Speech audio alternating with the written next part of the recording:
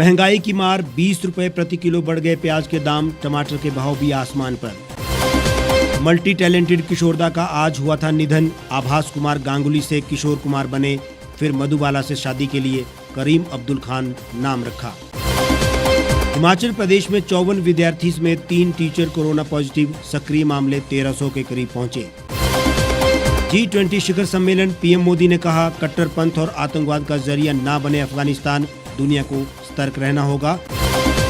और हिमाचल में national highway 205 खुलते ही उमड़ा ट्रैफिक, महज 5 घंटों के भीतर बैली पुल पर से गुजरे 8000 वाहन। अभी ट्रकों ट्रॉलों के गुजरने पर रोक, बसें यहीं से चलेंगी।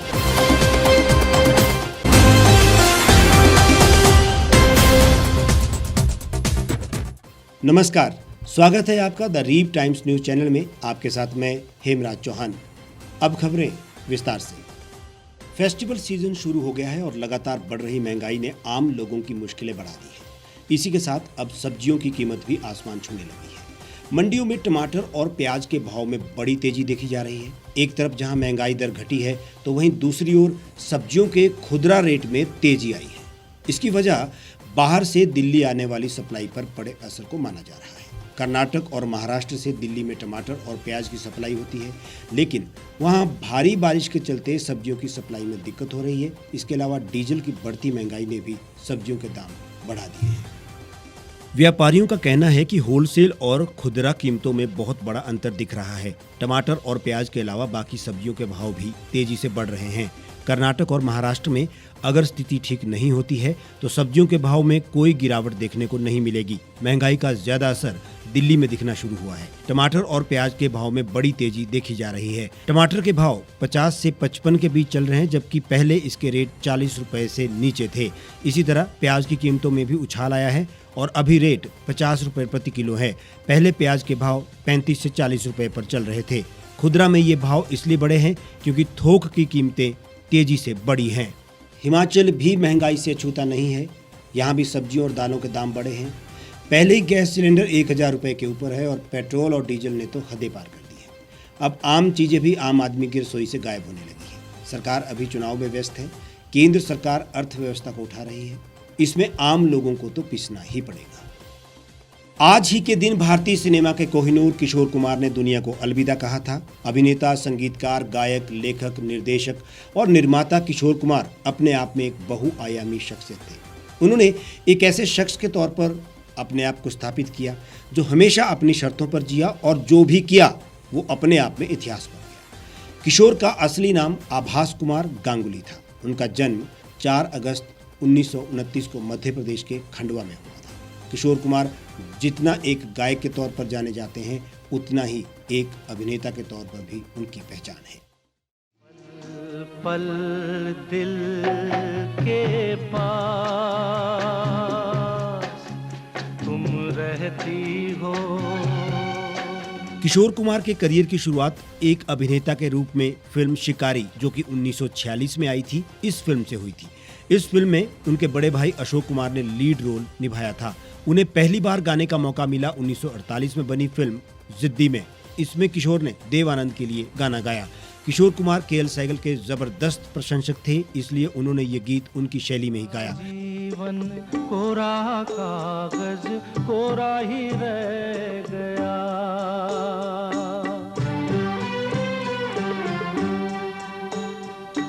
मेरा जीवन कोरा कागज कोरा ही रह गया,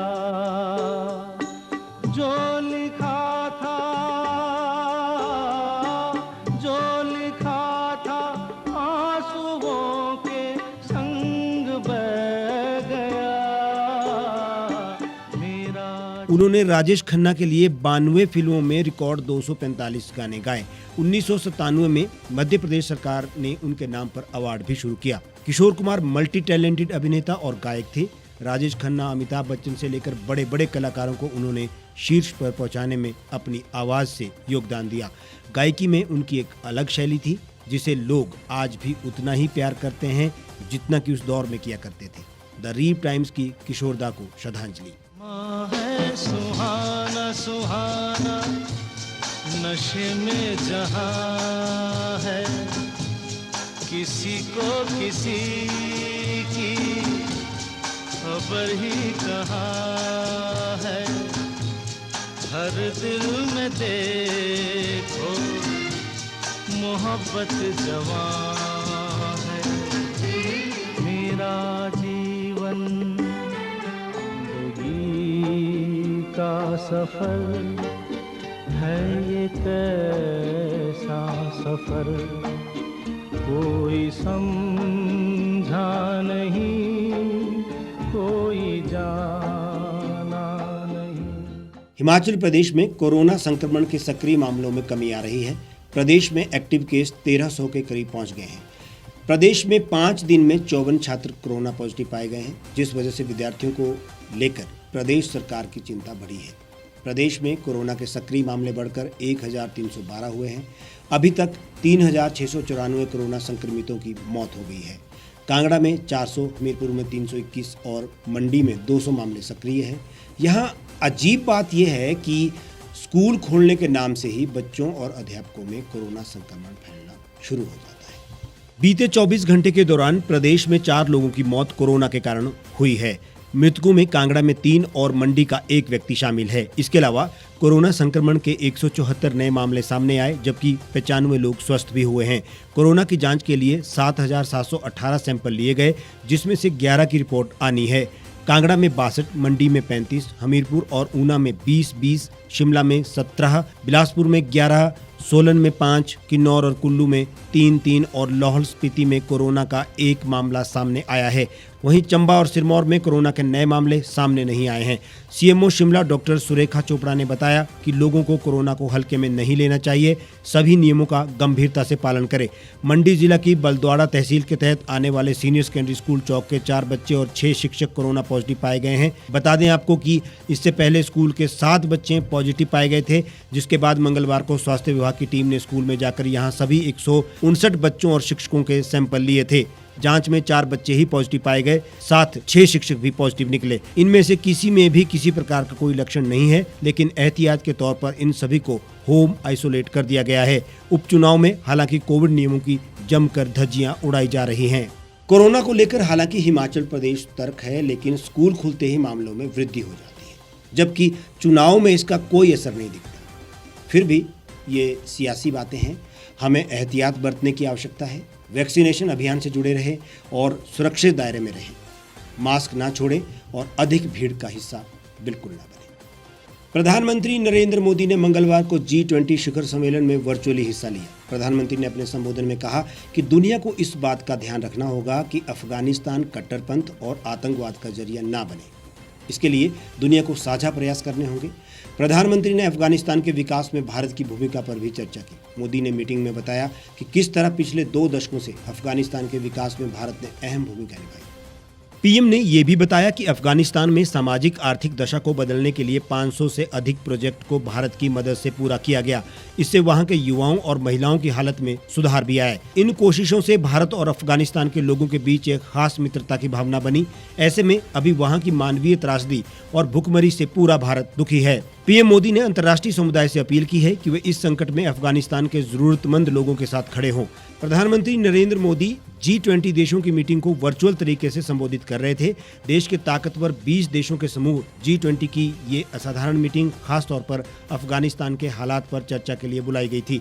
मीटिंग का आयोजन इटली की ओर से किया गया था, जिसके पास समूह देशों की अभी प्रेसिडेंसी है। पीएम मोदी ने अफगानिस्तान में समावेशी प्रशासन का आह्वान किया। उन्होंने अफगानिस्तान में संयुक्त राष्ट्र की महत्वपूर्ण भूमिका के लिए समर्थन व्यक्त किया। मोदी ने अफगानिस्तान पर संयुक्त राष्ट्र सुरक्षा परिषद के प्रस्ताव 2593 में निहित संदेश के लिए G20 के नए समर्थन का आह्वान किया। नेशनल हाईवे 205 पर बैली पुल के बन जाने के बाद शिमला जिला डिजास्टर मैनेजमेंट ने हाईवे को खोले जाने को लेकर अधिसूचना जारी कर दी है, जिसमें पुल से वाहनों के गुजरने को लेकर दिशा निर्देश जारी किए गए हैं। शाम 5 बजे के बाद वाहनों के लिए शुरू हुए पुल पर से 5 घंटों के भीतर ही 8000 से ज़्यादा वाहन गुजरे। इससे ये अंदाज़ा लगाया जा सकता है कि नेशनल हाईवे 205 के बहाल होने का लोग बेसब्री से इंतज़ार कर रहे थे। हालांकि इस पुल के ऊपर से ट्रक और ट्रॉले नहीं निकलेंगे। इनके लिए वैकल्पिक रूट भी तय कर दिए गए हैं। ऐसे में अब जब तक नेशनल हाईवे 205 पूरी तरह से बनकर तैयार नहीं हो जाता, तब तक ट्रक इन्हीं वैकल्पिक रूट से होकर जाएंगे। मंगलवार शाम 5 बजे के बाद यहां से वाहनों की आवाजाही शुरू हो गई। 1 महीने बाद लोगों ने राहत की सांस ली। इस पुल की भार क्षमता 20 टन रखी गई है। आदेशों में कहा गया है कि इस पुल पर से ट्रक और ट्रॉले नहीं गुजरेंगे। इसके अलावा अन्य 20 टन तक भार वाले वाहन निकल सकेंगे। पुल पर से वाहन चलाने की गति सीमा भी 10 किलोमीटर प्रति घंटा से ज्यादा नहीं होगी। ट्रकों और ट्रॉलों के लिए प्रशासन की ओर से वैकल्पिक मार्ग तय किया गया है। अभी नेशनल हाईवे अथॉरिटी बैली पुल के पास हाईवे को जोड़ने के लिए पक्की दीवार बनाएगी ताकि बारिश के समय ये दोबारा न ढह जाए। शिमला से लोअर हिमाचल और अन्य लोकल रूटों पर चलने वाली प्राइवेट और निजी बसें भी इसी पुल से होकर गुजरेंगी। ऐसे में अब लोगों को 20 से 25 किलोमीटर का जो ये अतिरिक्त सफर था वो अब नहीं करना पड़ेगा। समय पर कार्यालय और घर पहुंच सकेंगे। एक तरफा वाहनों की आवाजाही होने के चलते कुछ समय के लिए यहाँ पर जाम से भी परेशान होना पड़ेगा। हमारे आज के इस बुलेटिन में फिलहाल इतना ही। आप देश और दुनिया की तमाम खबरों के लिए हमारे साथ बने रहिए और देखते रहिए द रीप टाइम्स।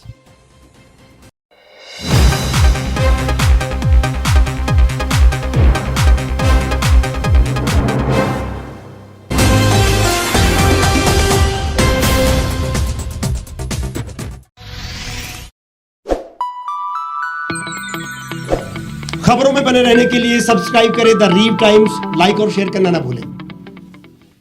गांव की चौपालों से लेकर संसद के गलियारों तक, गृहिणी के चूल्हे से लेकर निवेश और बाजारों तक, किसानों के हाल से लेकर खेत और खलिहानों तक, शिक्षा और स्वास्थ्य से लेकर खेल के मैदानों तक, संसद के प्रधान से लेकर पंचायत के पंच तक, सेंट्रल हॉल से लेकर ग्राम सभा के मंच तक, हर खबर पर रहेगी हमारी पैनी नजर।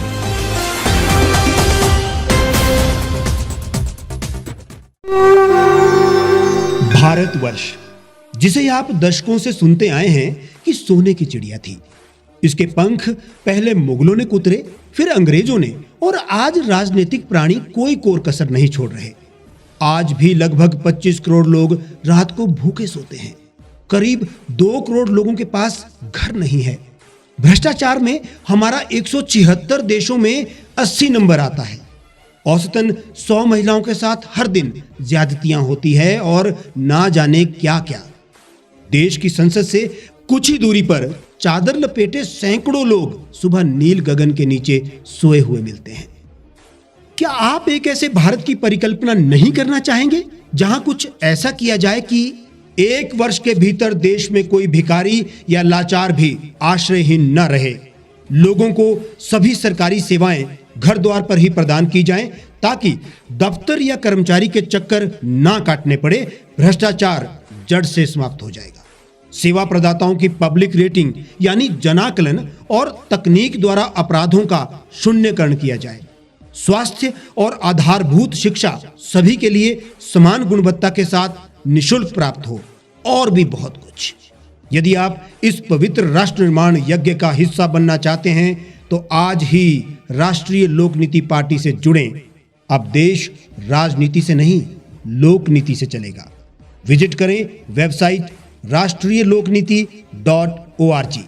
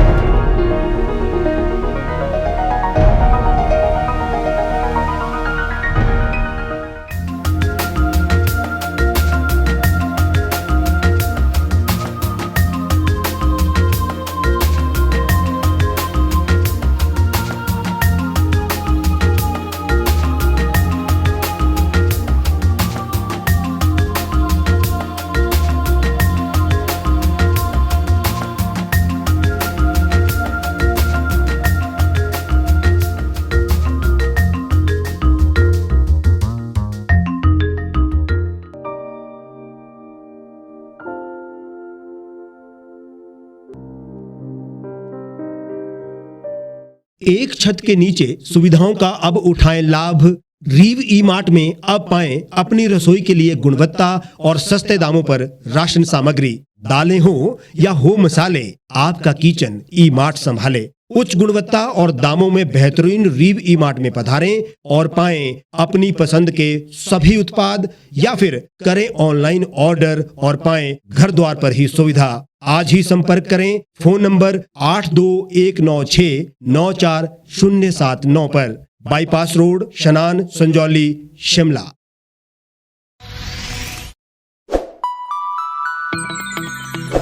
लेटेस्ट खबरों के लिए आप यूं ही देखते रहिए the Reap Times. Like, share और सब्सक्राइब करना ना भूलें।